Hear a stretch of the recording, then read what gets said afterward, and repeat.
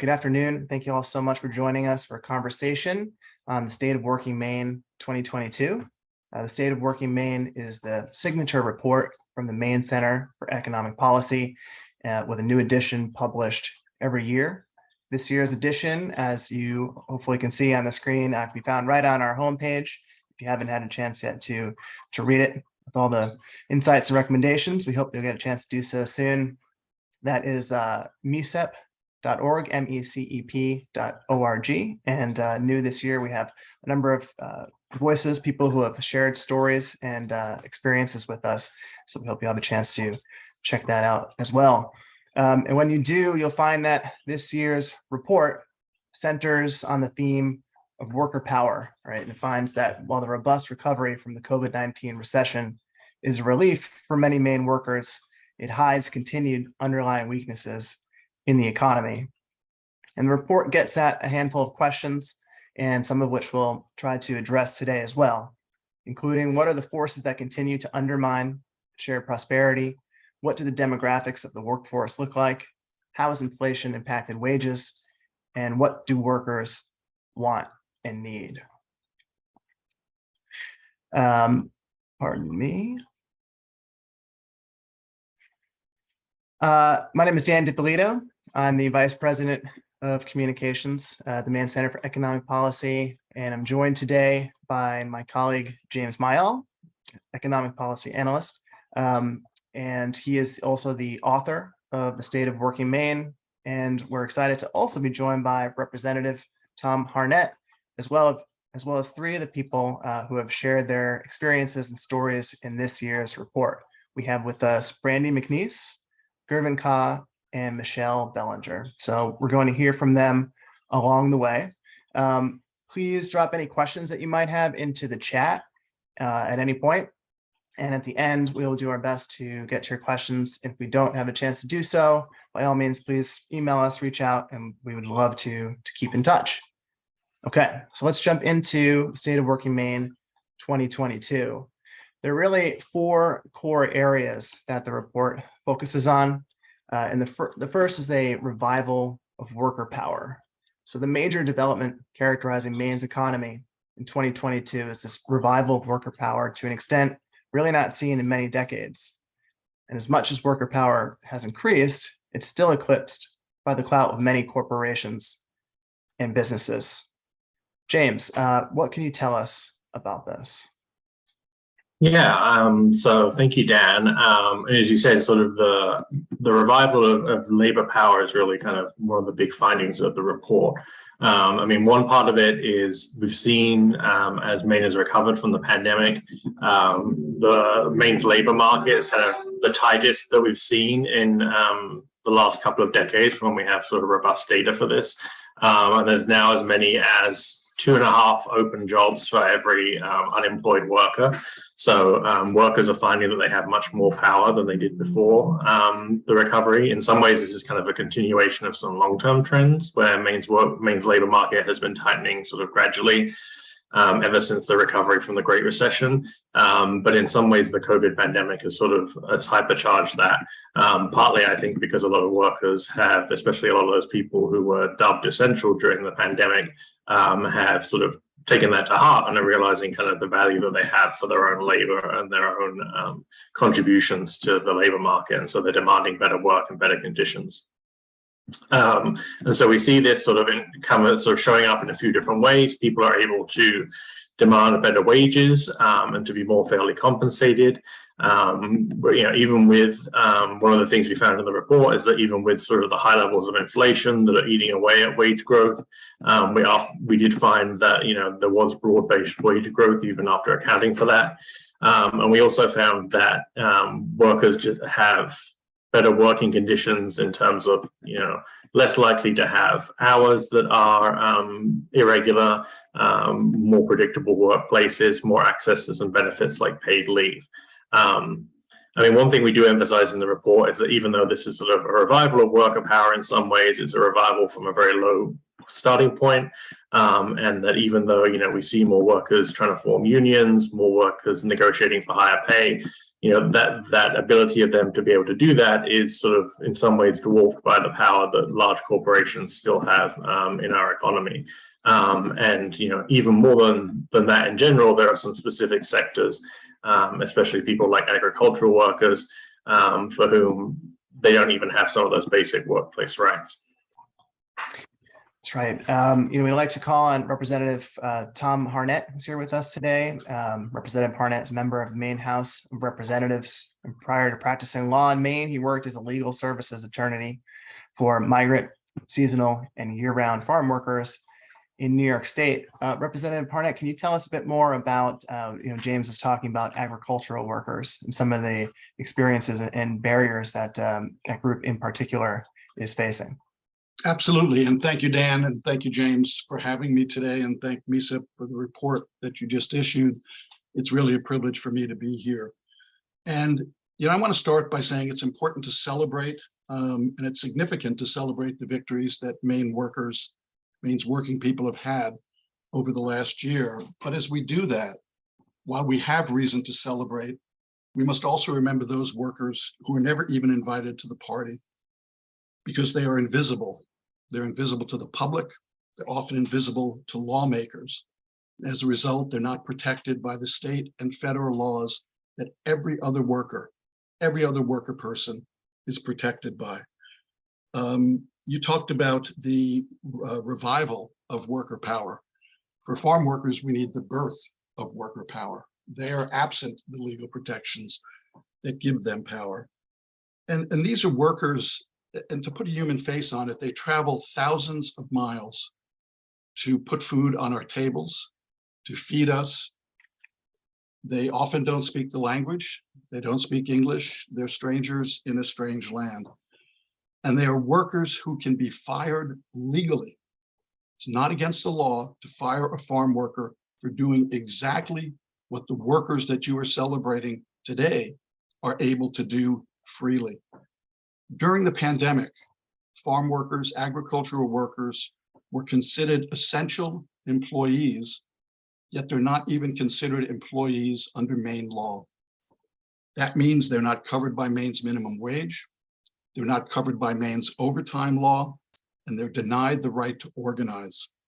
They are essential, but unable to even talk to one another about improving their lives and workplace conditions without the fear of losing their jobs and being left homeless thousands of miles from their permanent home. You can ask yourself, how could this be in 2022? And I know time is limited, but I'm going to give you a very short history lesson. In the 1930s, during the New Deal, the United States Congress passed two labor laws that were the foundation of worker rights: the Fair Labor Standards Act, which dealt with minimum wage and overtime, and the National Labor Relations Act that gave birth to the union movement. That was 1930. To get those laws through and to placate Southern Democrats, those laws deliberately and intentionally excluded farm workers and domestic workers, the two major work functions of slaves in the United States during the 1700s and 1800s. And I invite anybody to go listen to and read the debate when those laws were enacted. The racism wasn't subtle, it was front and center. And again, the result: no minimum wage, no overtime, no right to engage in collective activity. It is shameful, but 90 years later, that is still the law in Maine and still the law in most of the United States. The Maine legislature had a chance to change that. For the last two sessions, I put in bills to make farm workers employees under Maine law and also to allow them to organize. In the first session, those failed miserably. In the second session, I was able to get them through committee, but the Democratic House did not see fit to deem farm workers employees under Maine law. Fortunately, they did deem fit to give them the right to organize, and the Senate agreed. That was LD 151. Unfortunately, although passed by the House and Senate, it was vetoed by the governor. Your report calls on us to change that. It calls on the Maine legislature to change that, to try to erase the shame the structural racism and do better for the Black, Brown, and Indigenous people who feed us. The last 6 words of our Pledge of Allegiance are with liberty and justice for all, not some. I have a difficult time saying those words when we stood for the pledge every day in the legislature.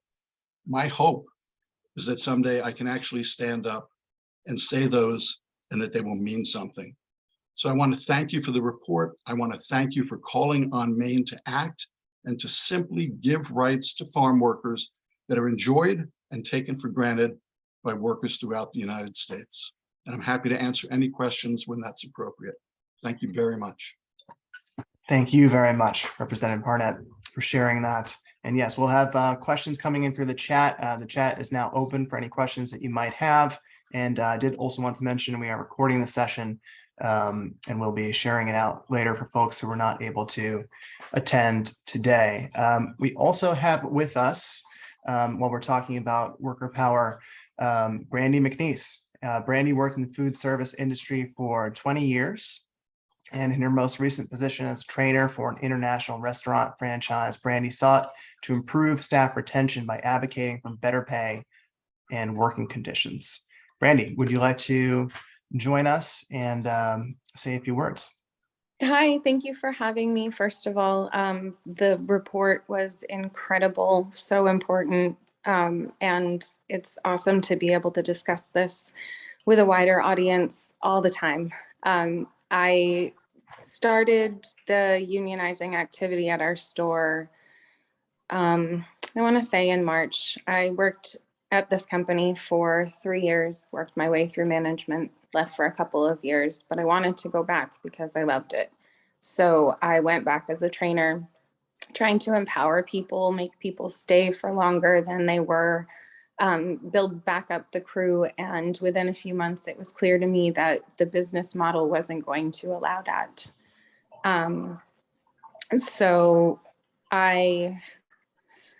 Sorry about that.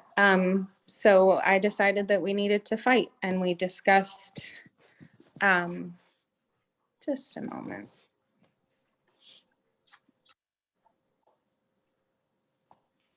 Sorry about that. Here I am. There we go. Okay. So we decided to fight that, and we discussed how to do that best.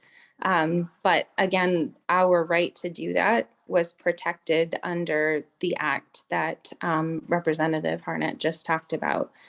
So it was a privilege even to be able to just sit outside and discuss what went wrong that day and how we could fix it in the future.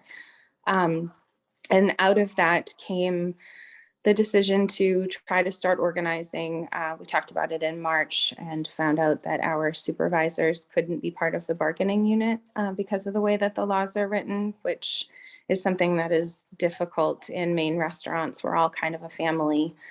So we dropped it. And then in mid-June, we couldn't work under the conditions anymore.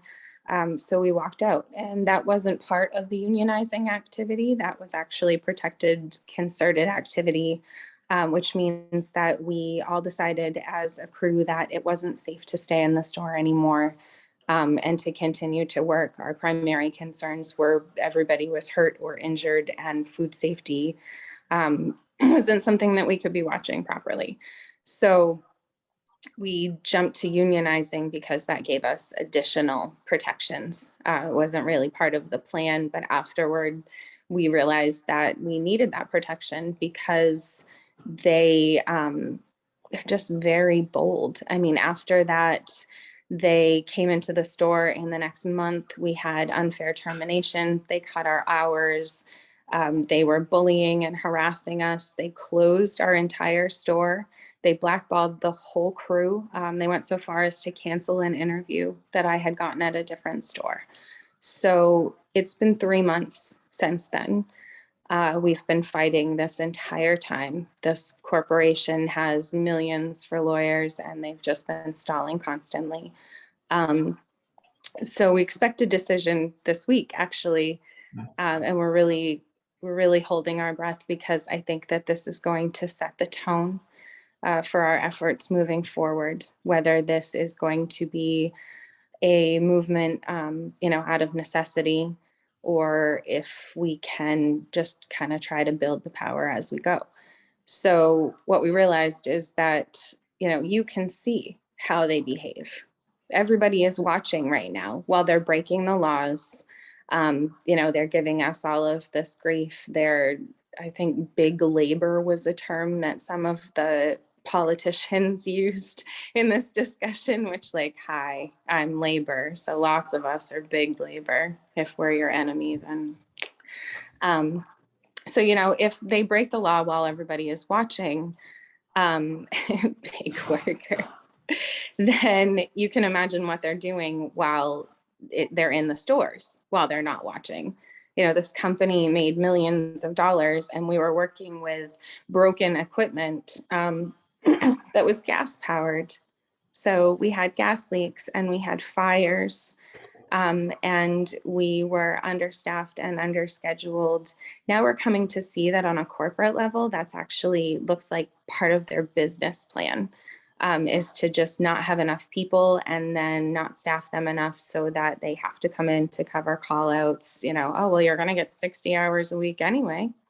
But it's on their terms. They don't have to schedule us for those hours. They just know that we're hungry and we have to go to work. And they don't train people because we're just bodies. We're just disposable. I think the turnover rate at that corporation was almost 200% last year. So they replaced all of the workers in the store twice because they can't keep people because the behavior and the treatment is so atrocious. So the Fair Work Week law was a thing that Representative Harnett brought up that we've seen in New York City. That's been very successful. That's part of the $20 million lawsuit against this corporation. The workers, there were 13,000 workers affected by this law being broken, and between them, there's a $20 million settlement to be had. This company just kept breaking the law, and that's where it got them. So they're not going to give anything up.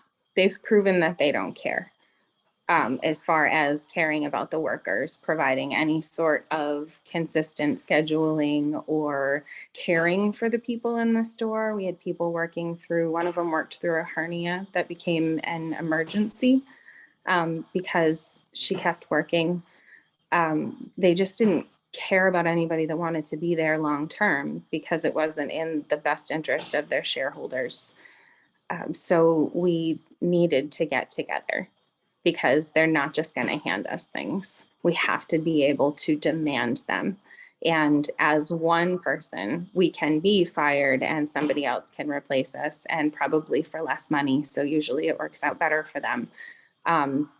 But as a group, and especially as a larger group throughout the industry, we have the power to challenge the business standards.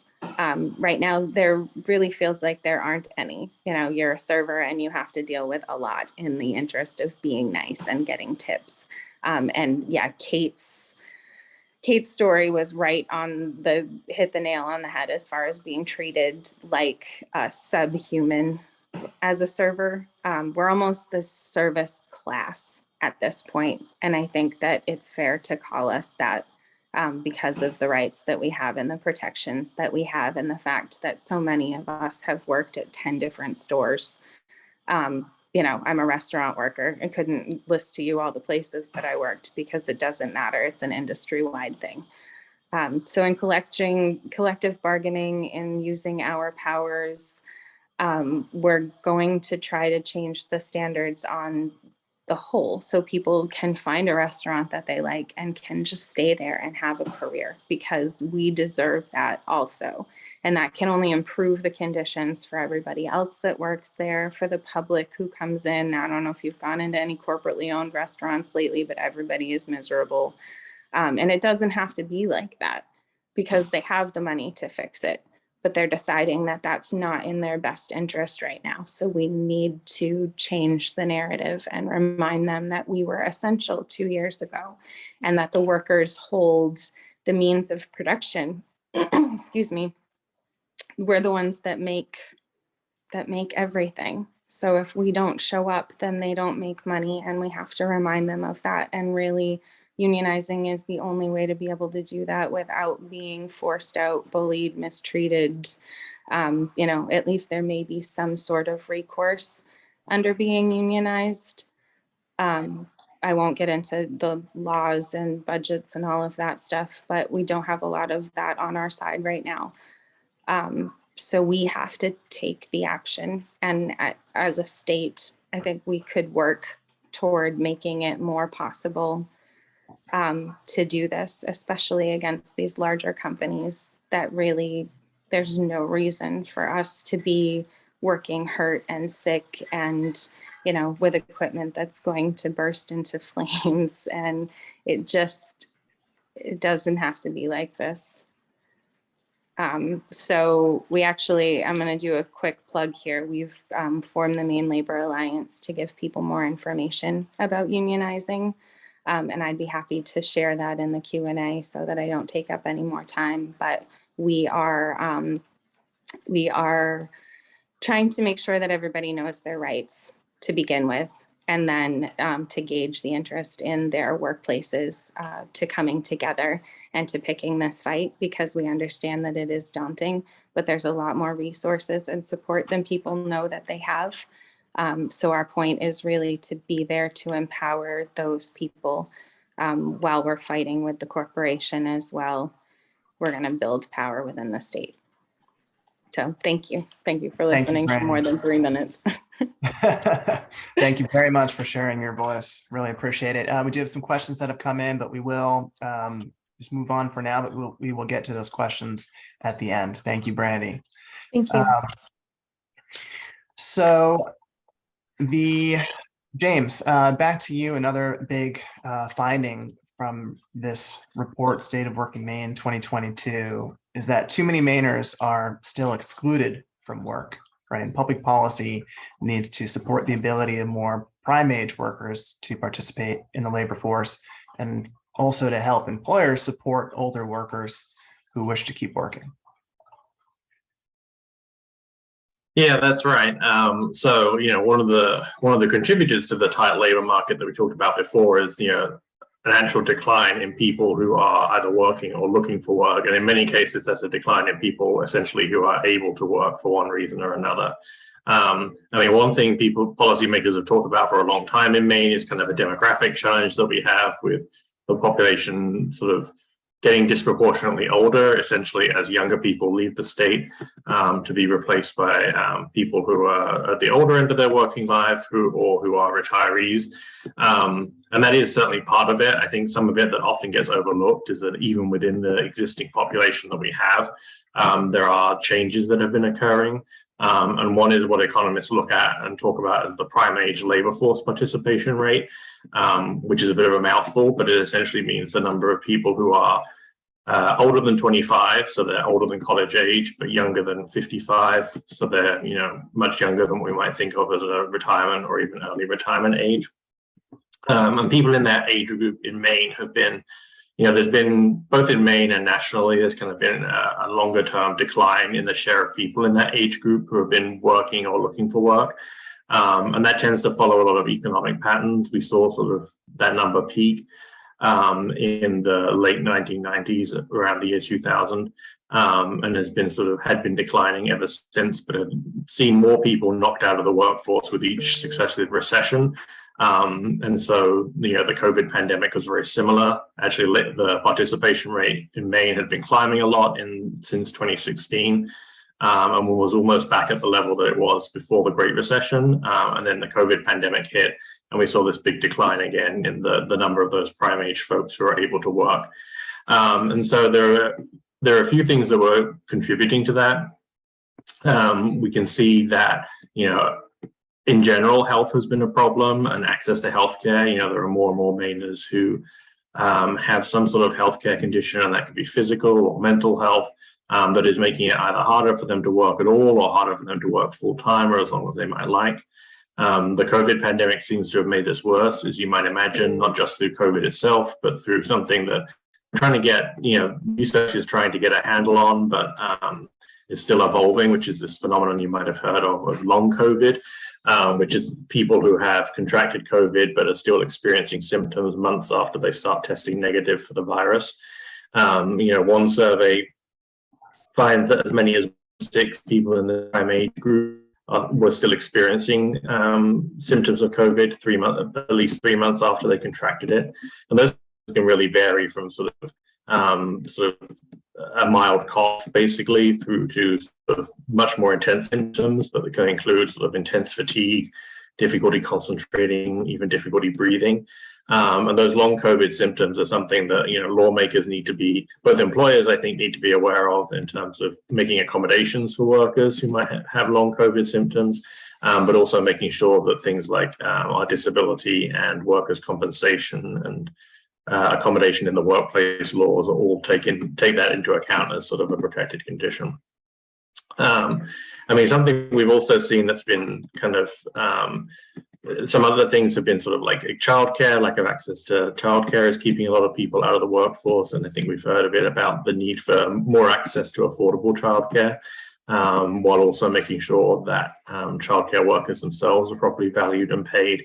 And another contributor that we see is, again, is a national as well as a statewide phenomenon, is just the effects of historic discrimination, especially on certain marginalized populations. Maine is very similar to the rest of the country in having unemployment rates for Black Mainers are about twice what they are for white Mainers. It's a similar disparities for Latino Americans and Indigenous Americans. Discrimination can really play a role there. So there are a few things that we can do to try and increase the number of people working. And those can really, one of the main tools that we can have is ensuring that people who move to the state are able to find jobs in the area that they need. And this is especially true for folks who come from overseas as asylum seekers, who are often barred from working by federal law, which can put a real economic strain on themselves when they're trying to make ends meet in that meantime. Mm-hmm. Yeah, so we'd like to invite Gervin Ka to say a few words. Gervin is a telecommunications engineer and former member of the National Assembly of Gabon, who arrived in Maine earlier this year seeking asylum. Gervin, would you like to share a few words about your experience? And thank you for being here. Yes, thank you, Dan. Before we begin, I want to ask you for your indulgence for my English, because my native language is French, but I tried and I'm learning. Okay, good day, everybody. Thank you for being here. I'm Gervin Ka, Gabonese, and I'm come here in January this year. And when I come here, I think, like my country, when you have a degree, a diploma, you can work. But my friends say, no, you can't work. It's important to ask asylum status, and you can earn a work permit for work. And I have more time free, and I start been volunteering at in January in Sacred Heart Church, because I'm Catholic. And 2 days per week, I went to my church for food pantry. In February, I applied for Red Cross, and I start volunteering in donor center in Portland. During the February to October, I worked for 115 hours volunteering. And in May, I applied for asylum status. I sent my document in California. My friend say if you send your asylum status, you wait normally 3 weeks for receive acknowledge. But me, I wait 5 months. 5 months for receive acknowledge. I received my acknowledge, I think, in September. But no problem, because I have a time for wait. For immigrant, the big challenge when we come here, it's a possibility to find an attorney, because we don't have the money, and the unique agency we can help us is HILAP. HILAP is Immigration Legal Advocacy Project. And when I call HILAP, HILAP say now our office is closed, and for emergency, he received just Ukraine, Haiti, and then Venezuela people. Okay, and I tried for fill out a form for immigration, and I send my request. There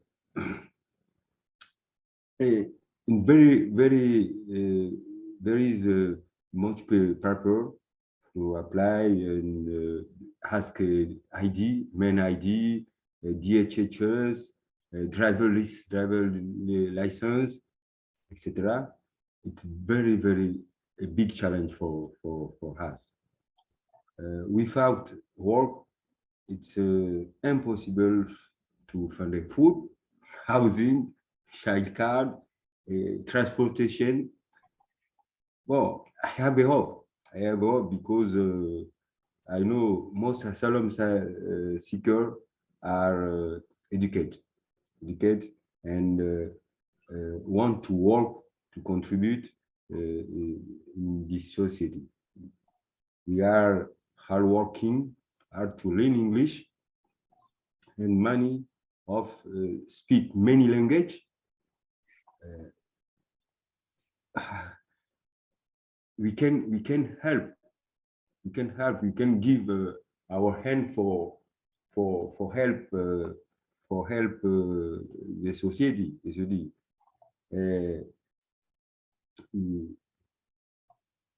I profit to give thanks to different organizations like Rotary, Church, Adult Education, Immigrant Welcome Center, ILAP, Hope House, who help us to find a solution to our difficulty. And I am an example. Because we are willing to work, not to be able to work is difficult mentally and emotionally. We want to feel a part of the community and to contribute. To work, I think, give a person a dignity, identity, and a hope. Thank you too much. I think normally tomorrow I apply for ask a work permit. If we God willing, I will wait for a month or a month half or receive a work permit and a social security. It's very difficult for the migrant, but only God knows. Thank you, everybody. Thank you so much, Gervin. Really appreciate being here today. and sharing your story. And best of luck. And we'll keep in touch. Hey, moving along with the report, James. Next big kind of section in the report, we've got that wage growth is undermined by rising inflation.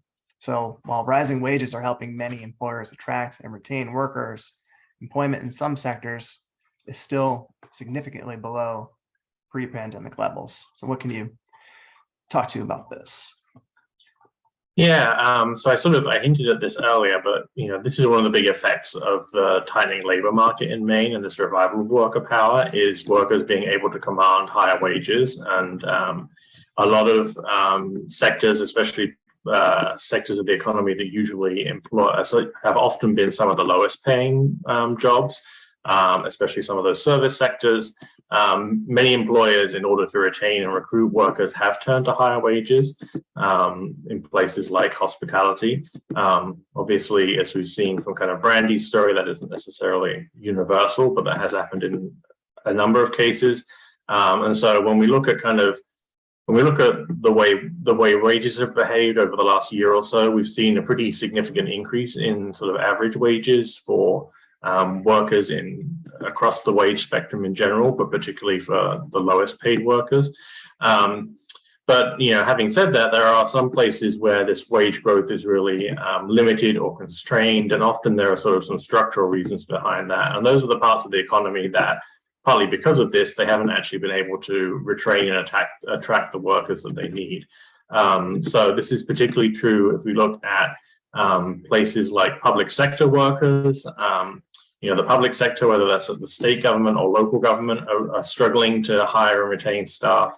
And in some cases, these places are often very limited by the amount of additional wages they're able to offer. Local governments particularly can be constrained by the amount of funding that they get through property taxes and through state assistance. And then in the private sector, we're also seeing difficulty for getting hold of staff in a lot of care work, whether that's sort of home care workers or people who work in nursing homes. Those are sectors where a lot of their funding comes sort of from the state more indirectly through a lot of their patients being on the Medicaid program, and Medicaid reimbursement rates not necessarily keeping up with the demand for workers, although we've seen some progress in Maine in trying to give higher rates to care workers so that they can be paid better. These rates are almost certainly still too low, and that's making it hard to convince people to go into that industry. And then the final sector that we looked at that has a lot of these problems is childcare. I already mentioned that childcare is in a particularly difficult situation. I already mentioned that childcare for parents is often too expensive. I know that firsthand from at one point having 3 children in childcare, which was particularly difficult. But for many people, it's sort of just impossible to either find spaces, or when they can find spaces in childcare, it's too expensive for them to afford. And yet at the same time, we know that the owners of childcare facilities are in this bind because they're also not able to pay their workers sort of the wages that they really need to be able to retain them and to attract good workers. And this is sort of a classic example of a market failure, as economists would think of it, in which the market just isn't working for this. It's not being able to provide an adequate wage for workers and a realistic cost for families. And so this is a place where we really need to continue on the work that the state has already been sort of embarking on, but do on a much larger scale in terms of being able to subsidize childcare to help boost the wage of workers while keeping costs down for families as well. Mm-hmm. Yes, we'd like to bring in on that point Michelle Bellinger to say a few words. Michelle is the program coordinator at Youth and Family Outreach in Portland, where she's worked for 14 years. Michelle has worked in many different capacities during her 25 years in early childhood education, including as a pre-K and toddler teacher. Welcome, Michelle. And if you'd like to share any insights, we'd love to hear it. You are on mute right now. Absolutely. Thank you so much, for highlighting childcare. As James has pointed out, childcare has sort of been in the situation long before the pandemic, and the pandemic has definitely shined the light and brought forth the urgent need we are to fix the childcare sector. Childcare is early childhood education impacts every person and every community.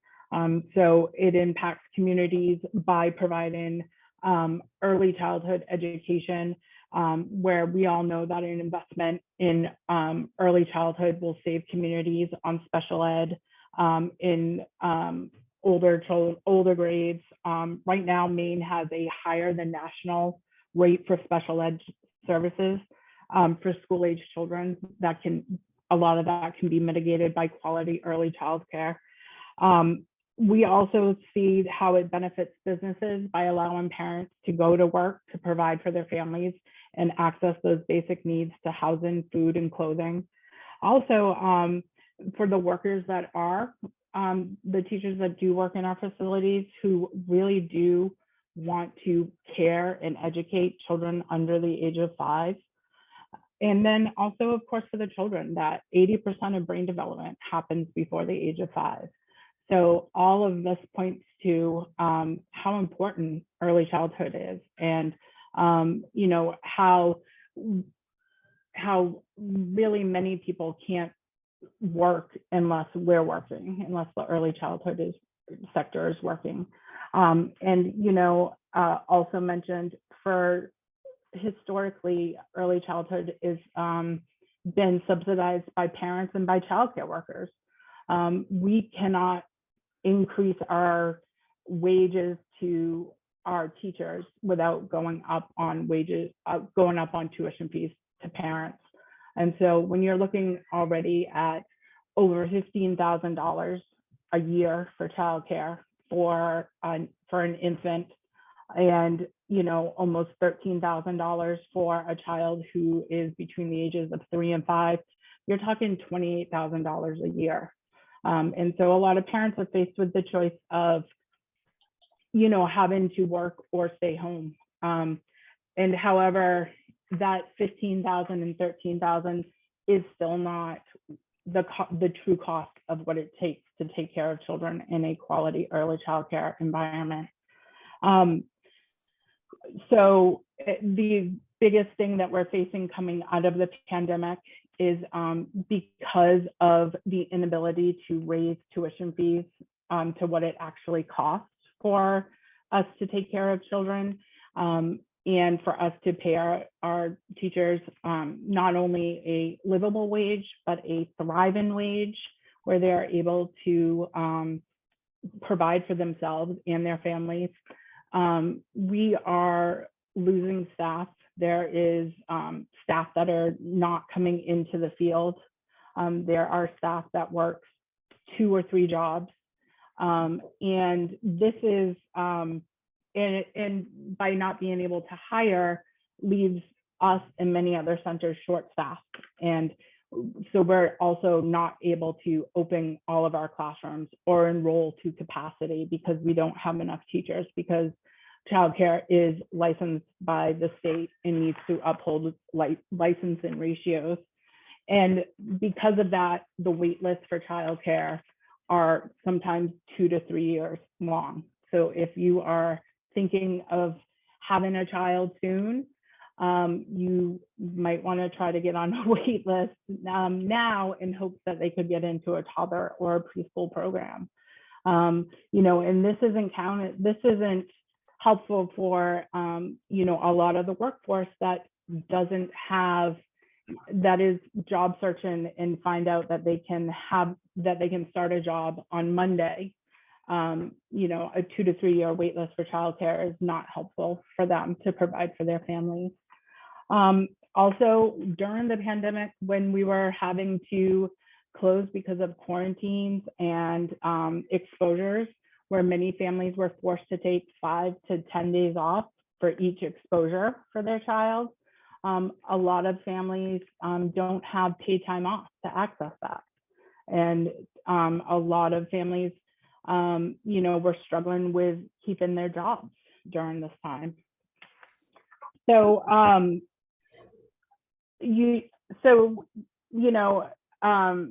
the schedule and also it is hard. We work year round, and we work, 8 to 5 or, 8 to 5:30. And so definitely we are seeing a lot of staff that are taking job opportunities in the public school to have summers and vacations off, and where they are, there's more state funding and federal funding to be able to provide higher wages. And because of that, but unfortunately, the teachers cannot, go to work and teach our children unless they're able to drop their children off at childcare. And so, it really is that if, the childcare workforce is unable to work, no one else can.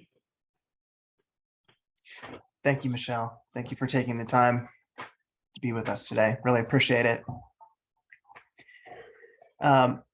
Just want to point out that for Michelle and Brandy and Gervin and more others, and I think a few folks who are definitely here with us today behind the scenes who have shared their voices and stories for the state of Working Maine, you can find those all on the website and in the report. So definitely check those out for a bit more on each of these folks. James, let's turn back to the report, and in the interest of time, why don't we talk about recommendations? We have our last section, which is talking about our working conditions are improving but need more guarantees, and I think it's a good time to just talk about some of the recommendations. There are a lot of them in the report, but just a handful that you might really emphasize, and then we want to leave some time for questions, and we'll wrap by 1 p.m. Yeah, I think I'll just highlight some. I mean, as you said, Dan, there's quite a lot of recommendations in the report. There are a number of different things. We've sort of focused in the report on, items that legislators at the state level can do. Some of these are proposals that they've considered before. Representative Harnett talked about sort of the farm worker rights bills that have been introduced before at the state level.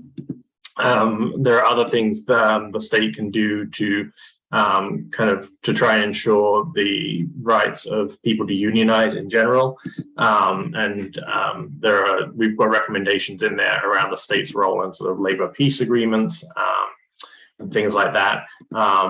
We talk about some programs like a paid family and medical leave program that's being explored by a commission at the legislative level as we speak, and will hopefully be a bill that will be introduced next session. That could help with a lot of care needs that people have. Obviously, things like state investments in a childcare subsidy program, making sure that care workers are paid adequately, and investing in programs like free college. Again, a program that we now have, a temporary free community college program, but it's only in place for a couple of years. So these are all places that the legislature can build on work that is currently doing or has done in the past as well. And then I think there are other sort of new approaches that could be taken in terms of having more broad-based bargaining for workers through wage boards in some cases, or through adopting new provisions like Fair Work Week legislation that we've seen in other states, but we don't have in Maine yet. So there's a real host of suggestions there, and I think sort of it would be great for any legislators. I would certainly recommend to sort of look through the list of recommendations and see what really stands out for them. Certainly. Thank you, James. And again, all the recommendations, there's a lot more information in the report. I want to turn to some questions now. And again, if folks have other questions, please put them in the chat, or feel free to shoot us a line, an email, or any way you want, and we will get back to you. Actually, some questions for Brandy, who I believe is still with us. Brandy, there were a few questions. I'll consolidate them to: are you working with an existing union? What will the lawsuit decisions be this week? And what have you been doing for income since your restaurant was shut down? Okay. Before we did the walkout, we had been considering going to form with a union somewhere national or like a local that worked with restaurants, but we found out that there aren't any in Maine.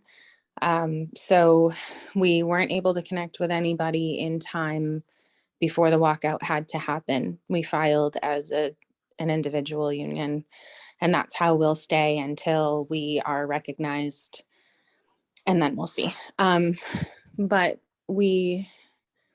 so we're not working with any unions right now.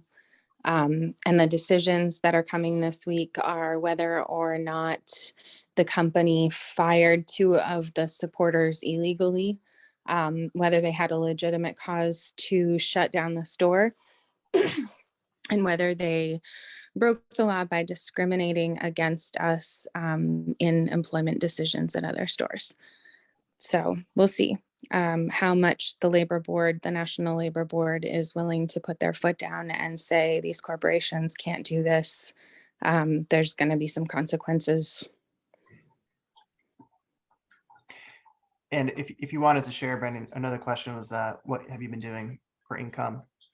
Oh, right. Yes. I'm lucky enough that the national union, the Service Employees International Union, had a 1-year organizing grant. That is the grant that has helped us form the Maine Labor Alliance, and I am on that alliance.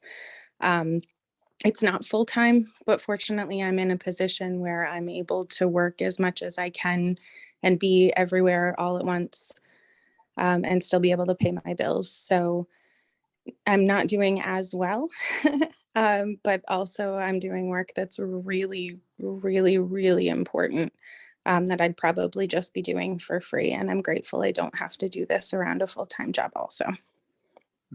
Thank you, Brandy. We've just got a handful of minutes left. Any other questions, please put them in the chat. And we have here our email addresses for myself or James. Again, please reach out in the handful of minutes that we have left. I have a question for James. James, what were some of the most surprising findings for you in putting this report together? I mean, it was an interesting report in that, like, as you might have heard from other places, the economy is a little strange right now, and the trends in it are a little different.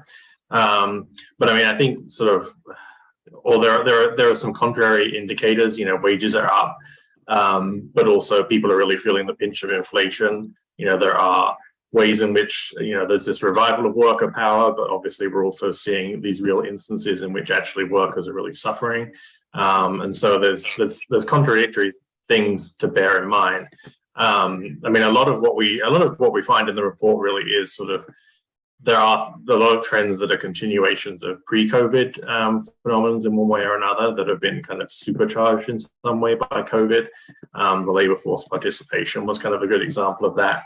I mean, I do think one thing that stood out to me, or that was very striking to me, was the extent to which we know that the workforce shortage is something that's been covered a lot, but I think what gets less attention, and that I didn't mention earlier, is that actually we've seen that although this prime age workforce is shrinking, a lot of that slack in, although the shortage in the labor market is being compensated for by older workers. And so, there was a lot of discussion about how Maine's labor force was really going to, be in a real crisis as the baby boom generation reached retirement age.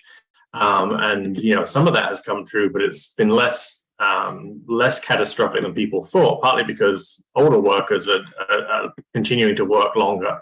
And there's sort of like 2 ways to see that. There's one version to say, well, people are able to work longer than they used to in the past because their health is better.